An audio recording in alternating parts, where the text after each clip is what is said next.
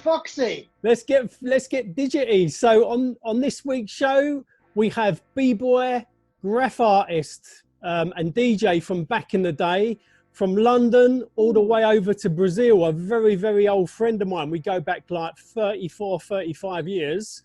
We got the one and the only DJ Mark Nice. Yes. Oh, so nice one. Thanks for having me, Steve. It's great to be here. Great to be talking to you again.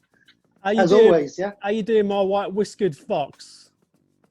Yeah, I can see. Maybe I should have had a shave, yeah, before this chat. Yeah, I'm doing all right, mate. I'm doing all right. In lockdown like everybody else. The sun's out in Brazil, but unfortunately, I'm at home. But everything's all right, mate. Well, I was going to say, before I always start the interviews on these lockdown sessions, I always give a massive shout out to all the doctors, nurses, and all the key workers out there battling this virus. We take our hats off to you, for keeping us safe. So a big round of applause to all them key workers. Word up. I second that, mate. From all around the world, definitely. Without a doubt. Without Salute. a doubt. So yeah, Mark, it was all basic questions. So first one I always ask is, whereabouts are you from, and what was it like growing up as a youngster? Well, Steve, I was actually born in Erith, which is Erith, Kent. But I grew up in Welling and Bexleyheath. Yeah. I'm not quite sure if Welling is London. There was we were always like deciding whether it would be London Borough of Bexley or Kent. So I was born in Erith. It's kind of like I basically grew up in Kent. Yeah, that's it, mate. That's it, basically. Yeah. And what was it like? Well, I suppose it was like any other suburb in London. Playing curbsies in the street, football and stuff in the street, BMXing, skateboarding, then b-boying and stuff, yeah. So that's when everything changed. And what music was you listening to back then? I mean, obviously you was growing up the same era as me, because you're the same age as me. We've hit the 50s now. So you was obviously growing up in the 70s and the early 80s. So what kind of music was you listening to, obviously before hip hop and all that? Well, I suppose I was listening to things like OMD, Orchestra Manoeuvres in the Dark, Ultravox. And that was when I was about 12 or 13 years old, kind of the new wave kind of pop music.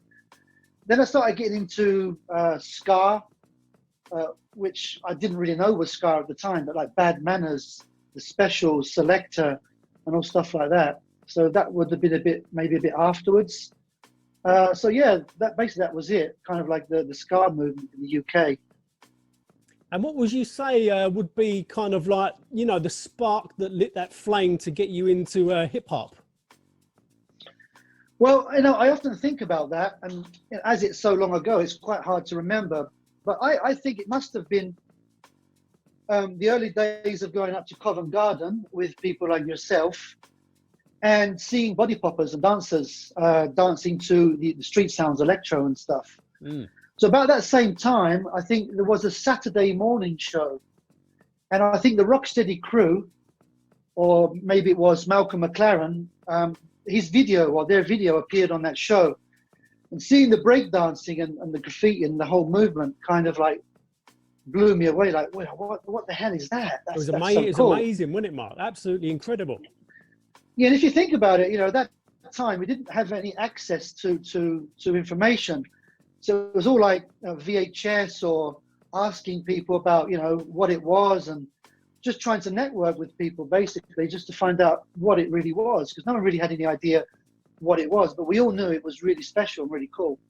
So I think, that was probably the first thing that triggered everything off, seeing the Hey You Rocksteady crew video, seeing people spin on their heads and stuff like that. So yeah, I think that's as far back as I can remember, actually. Yeah, of course. And what kind of element of hip hop was coming first? Was it kind of the graffiti, or was you was more of a popper, weren't you, at first? Well, yeah. I mean, I used to be really skinny, so I was never really that strong. So I mean, I did try to do breakdance, and I did breakdance, but I was never really good at it. So maybe I could do footwork and stuff, but when it comes to windmills and head spins and that, I just didn't have the strength. So as I was skinny, I used to do popping and lucking and stuff, which seemed like the best thing to do at the time, I suppose. Yeah, no, I remember you Yeah. from Dancing Youth Club and the Lover, and you was, you was a really, really good popper. Oh, thanks. It's a shame we didn't have any videos or any footage of that those times. Yeah, it would have been quite entertaining, I would have thought. Looking back now, watching us dancing and stuff, it would be great, wouldn't it? Well, we didn't kind of think 30 or 40 years down the line, we'd even be sitting here now talking about, b-boying and DJing and stuff. So Exactly. I remember once on the Tim Westwood Capital Rap Show, or no, LWR, I think it was. And one night he was talking about that. Do you think hip hop will ever be commercial and widespread around the world? And obviously, like, no way. This is too underground. And so that was from the LWR time. So of course, I never would have thought that we would have come this far. Well, it's mad. It's quite funny for me because I grew up in Southeast London in Cholton, New Cross Lewisham, and when I moved to in Kent in 1984, I was thinking there's no way these country bumpkins are gonna be into hip hop. I was carrot crunchers, yeah. Yeah, but I was blown away that there was a small scene going on, and you was one of those people in that scene that was like popping off. I mean, you were so into it. Yeah. We used to battle and compete in competitions and stuff, and it was really good. Really, really good times. And then as times moved on, things kept coming out like Beach Street and all the other films that gave us inspiration. Wild Style. Yeah, well, Wild Style. Yeah, Wild Style is a legend, isn't it? Basically, but I think I mean, every single piece of information that we could get our hands on was like gold dust. Mm. It was like the holy grail of information. So we weren't so lucky to be drip fed with all the stuff that people have today on the internet and stuff. So special times, yeah. And definitely pioneering times. And also when Subway first come out in 1984, I mean, that blew us away. As doing graffiti and all that blew us away, didn't it? We was like, wow, this is like incredible seeing all these artists in this book. Yeah, and some music videos as well. I mean, there was a music video from the Soul Sonic Force where there was some graffiti being done on a wall, and I remember that when I started doing graffiti and copying stuff, I used to copy those type of figures, and the figures from the Rocksteady Crew singles. Yeah, Hey You, the Rocksteady Crew, and Up Rock. They had like really nice artwork on the covers. And I remember that the puffy laces, the fat laces on the drawings, on the designs, and I had no idea what they were, but they were kind of like bubbles, bubble laces. And I remember once pinching my mum's curlers, and inside the curlers they had some sponges. So I took out the sponges, and I cut the sponges in half, and I attached them to my laces. So I had these like Rocksteady Crew bubble laces. So I remember going to school one morning with my trainers on, which you weren't allowed to wear at school. You used to get into trouble for wearing trainers. With the sponges from my mum's curlers on the laces, but they looked really good. But if I walked too fast, the wind would blow them off. It's like, But yeah, it was brilliant. Trying to imitate, the lifestyle, yeah. Yeah. And obviously you was around in Kent before I got there. So can you tell me about that kind of early scene in Bexleyheath area?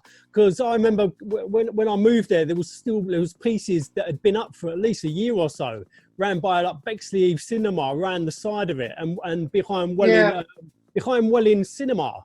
Can you remember some of them old pieces? Well, yeah, I can. And as I said to you before, I mean, to find information about what was going on, I mean, basically we're looking for information what was going on outside the UK, in the United States, etc. So nobody was really connected. So there were people discovering things by themselves slowly and doing things by themselves slowly. So, we would be like into the hip hop scene, like dancing and graffiti and that, but there would be other segments of the community or people living nearby doing their own thing. So when we saw pieces, we thought, that was something else. Who did that? Who's this person? So we tried to connect with those people as well. So I think basically, before the internet, hip hop as we knew it back then brought people together, because we wanted to know who's that dancer, who did that graffiti piece, who's that MC kind of thing. So we kind of gravitated towards each other, which was great, you know, kind of an old school way of networking in a sense. Yeah, and what can you? What was your tag, Mark, back in the day? Well, I did have a few tags, but the one that I used the most, that I perfected, was Rome 1. Rome 1. So, yeah, Rome 1. But I wasn't an avid graffiti or artist or a tagger. I used to just do the kind of usual tagging as most people did at that time. So I wasn't a prominent tagger or anything. I just used to do some tags and stuff. Yeah. Just have a little marker in my pocket and that. And, yeah, we don't want to go much into detail on that sort of stuff anyway. But and also in terms of back in the b-boy days, what crews was you in as a b-boy? Well, we started a small crew called Side Stride. Side Stride. And yeah, basically it was like, you know, lino in front of the parade of shops, dancing and practicing and stuff. Then we hooked up with, was it Martin Beringer, who had his in his back garden, he had a garage that he converted into like a breaking space. So he had turntables, he had lino on the floor and stuff. So we used to go there every weekend and practice. And David Ewing, Martin Beringer, and a few other names I don't quite remember. Then we started to compete in competitions, so things got a bit more serious. So I remember my dad had everybody T-shirts made up, red T-shirts with Side Stride on, for us to wear in the competitions. So I said, as we started to compete, obviously we started to become more organised. And who was in Side Stride? Malcolm Jeffries in the beginning, Simon House, my brother Neil Aitchison, my sister Nicola, self of course. Who else? Penny. Andrew Penny. Yeah, Mr. P, Cutmaster P. How could I forget? He should have been first on the list. And maybe one or two others. Forgive me if I forgot the names, but it's not intentional. And so there were about 7 or 8 of us. And who was inspiring you back then, you know, as a b-boy? Would it have been crews like New York City Breakers and the Rocksteady crew? For sure. Yeah, well, I think, you know, everybody found out about the Rocksteady crew first of all. Then after you discover who the Rocksteady crew are battling, then you'd find, they're called the New York City Breakers. So yeah, so basically everything, you know, on the media content was basically outside of the UK. But then as it started to grow, obviously London being the main scene, maybe London, Birmingham, Bristol, there were some really, really fantastic b-boys. And didn't know the names at the time. Sometimes a name would appear on a flyer. So we'd say, you know, who's that? So we'd all go somewhere, like to Spats on Saturday afternoon, and say, who's that? You know, what's that bloke's name? What's that geezer's name? And that's Dolby D or whoever, you know, the b-boy was at the time. So as time moved on, the UK, you know, developed some fantastic b-boys. So I was inspired basically on a media level by, you know, television, what I saw on TV, and kind of locally who I saw at events, especially on Saturday afternoons in Spats in Oxford Street. I think we went there together. Yeah. We would have done. And can you remember like some of the early jams you went to as well? Yeah, I mean the Def Jam in Hammersmith Palace, which was a big jam. 86. I remember it until today because the whistles that was the time when everyone had whistles, not just because of hip hop, but I think maybe the house scene or something. Everyone was using whistles anyway. Whistles and foghorns, wasn't it? Exactly. So the whistles were so loud, I'm quite sure that it did damage to my eardrums. So it was so loud, it was painfully loud. And until today, I sometimes have dreams that those whistles are kind of waking me up.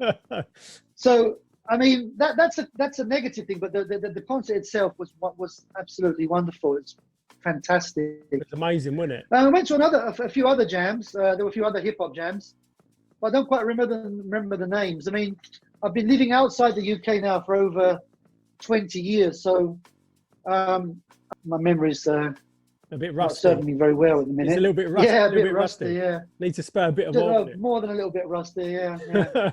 But going, after the b-boy scene, I mean, tell me about, because you was obviously into the rare groove scene and the clubbing scene, wasn't you? Yeah, I mean, we had a small crowd. I think it was either when I was 17 or 18 years old, I could legally get into the clubs. And at that time, when I was about 18, that's when the rare groove and scene was actually kicking off. So I actually remember taking the train up to London. We didn't have a pot to basically, so we used to buy a can of, or 2 cans of Tennant Super. We used to share it on the train, so we'd be a little bit dizzy when we got into the club. Didn't have any money to spend in the club at all, and get the night bus back. Now, thinking about it, I mean, they were probably some of the best times of our lives, and we didn't really have much money and stuff. We used to improvise. So we had a nice little group, you included, Paul Doherty, Stuart Hadler, Jason Paul, Terence Brett. We used to go up there up to the wagon stuff most Saturday nights, and other clubs like the Mud Club and some other clubs. So yeah, we had a really, really good time. And the fashion at that time was quite bizarre, because one of the ways of getting into the clubs was by looking like a freak, alternatively funky. Yeah, looking like a basically. freak. Yeah, but looking back, some of the people were really, really well dressed. I remember Paul Doherty, he was the crazy one. He used to wear a balaclava and stuff, and he looked like the Invisible Man. But he got in. But the thing is, we used to go into those clubs and dance all night, and that's basically where a lot of my musical education started. Listening to the DJs at that time. I suppose Norman J was a DJ at that time in the WAG as well. So yeah, some great DJs. DJ Richie Rich that time as well. Nice. Cutting up. Yeah. Amazing. I think exactly. So I think looking back, really quite lucky, We was to have really lucky.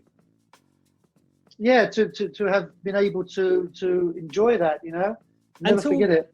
And Mark, talking of the music, what music was basically blowing you away back then? It doesn't have to be hip hop. I mean, what was there any key tracks that kind of blew you away? You was like, wow, this is incredible. Well, I think I'm going to talk about the WAG, because the WAG is one of the places that I used to go to the most. We used to go to other places as well, but the WAG was somewhere we would go more frequently.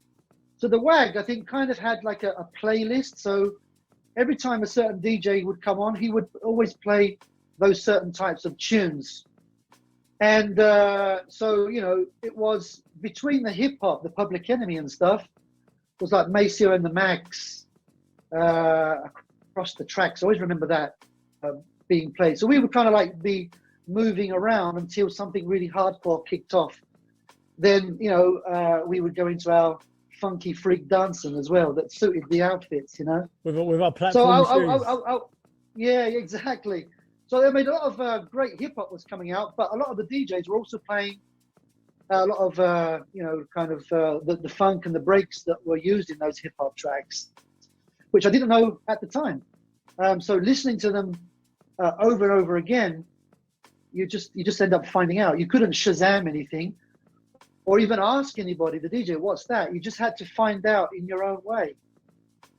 So sometimes it could take a year or years to find out what a track was.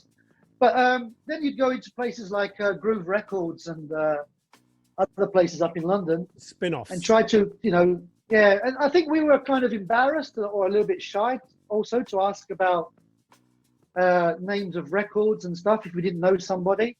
So a lot of the information was kind of going on behind closed doors. So we'd have our little crews and stuff, and we'd be sharing information about who's who, what's what, and stuff like that. Because I remember when you moved actually to, and I used to often bump into you in West High Street, and you were everywhere. I mean, every jam that went on in London at that time, and I think you were even like 15 or 16 years old. You were there. Hence the name AllCity Steve, yeah. So It's not just since you become a cab driver, you've always been AllCity. You used to take the bus like all over London. I remember you used to say, oh, I went there, I went there. You knew everybody. Everybody knew you from an early age. So you haven't changed much, really, have you? No, not at all. Apart from I'm driving a cab now. Yeah, that's it. That's it. What? So obviously you're in Brazil now. So tell me about the Brazil scene. What's it like there? Like the b-boy scene, the music. Yeah, well, the hip hop scene in general in Brazil is really, really strong. I mean, everywhere you go. And the b-boy scene is absolutely wonderful. It's fantastic. I mean, there's so much talent here. I'd say that, you know, some of the Brazilian b-boys are some of the best in the world. So if you're into the b-boy scene, obviously you know who these type of b-boys are.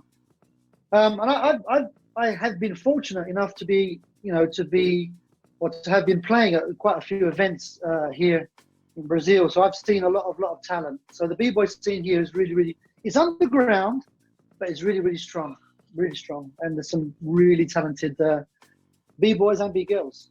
Yeah, and big shout out to all of them. And also about the music scene there as well. Obviously, the b-boy like the DJs. That's quite interesting. I mean, Brazil being a really big place, there are obviously DJs in different parts of Brazil. So you have your kind of regular known DJs in São Paulo, maybe Rio de Janeiro. I actually live in the center of Brazil, in a city called Goiânia, which is quite near the capital, Brasilia. It's about 2 hours drive from Brasilia. And there's a handful of DJs here that play at some events. I was very lucky or fortunate enough to be invited to play at some DJ events almost 10 years ago. And they liked my music and stuff. And every year I've been invited back to play. And what? Tell me what else you're up to now with the WAXNERDS. Well, I'm glad you asked me that, because I thought you might ask me that, and I thought, well, no, how am I going to answer that one? So, before I started using Instagram and stuff, I was using Instagram just sometimes. I used to use Facebook quite a bit, and there was a group on Facebook called Just a Little Dope, and I think that was created by Ray McEwen. Yeah, we were not mistaken. Part of it. Yeah. Yeah, I mean, I've never met Ray in person, but you know, I know he's a top bloke. Yeah, and I made a lot of friends on this in this group on Facebook. Elliot as well, Elliot Spurway. Yeah, big shout out to Elliot. James Garnt from the WAXNERDS. So we used to like exchange music and talk about music and stuff. Then I started using Instagram more and posting up all my my events, like the hip hop and DJ. So excuse me, the hip hop events where I DJ'd in the b-boy events. Then it was Mark and Fat Wax, I think, created WAXNERDS, and I was kind of voted in. I think James Garnt gave put a word in for me, and I got invited into the WAXNERDS about, I don't know, about 4 years ago, maybe 5 years ago. And as you know, the WAXNERDS is a group of people, music enthusiasts, collectors, producers, etc. So I'm really honored to be a part of the group. So I'm going to use this opportunity to give a shout out to the WAXNERDS. All right, right? Big ship. Yeah. So I was invited into the WAXNERDS about 4 years. Yeah, and I have another a group here in Brazil called Keep It Classic. But we're about 6, I think we're about 6 or 7 now. And we do some events here where I live, in the city where I live. So Keep It Classic as well. Keep It Classic and WAXNERDS. Keep It Classic, yeah. Well, listen, Mark, it's been an absolute honour chatting to you, and it's great to see you. Yeah, likewise, mate. It's any excuse I have to have a chat with you. Yeah, and obviously it's a quick one because we're on a time limit, so. Yeah. Okay, mate. Well, thanks for having me. Anyone watching this interview, subscribe to the channel. Press the subscribe button. I've just interviewed Public Enemy, Man Parish, wow. Who else? DJ Pogo, Skinny Man, Cutmaster Swift, DJ Pogo lives in Brazil, yeah? Yeah, He's in São Paulo, I think. Yeah. So shout out to Pogo. Yeah, I've never met him in person, but he's got a good reputation. Yeah, I would like to meet him one day. He's an inspiration too. Yeah. Yeah, and I've just interviewed DJ Cash Money as well. That was amazing. Man, that interview. I mean, all your interviews are brilliant. I mean, but the DJ Cash Money one was nice. It could have gone on for about another hour, 2 hours. Easily. Yeah, really, really good. So congratulations, mate. Well done. Yeah, you did a really good job. And hopefully, really I'm going to be interviewing b-boy El Nino as well. I've met him on an occasion. He came to Brazil. I was DJing and I played music for him. So yeah. So if you're watching this, b-boy El Nino, all right. Yeah, shout out to you, and hopefully we're going to be talking soon. But listen, Mark, absolute brilliant chatting to you, and likewise, mate. Listen, stay safe, my man. Yeah, you too. See you hopefully maybe at the end of the year. If everything, works out, I might be coming over to the UK. But let's see. If not, just next year. Thanks, mate. All the best. Peace, my man. Take care.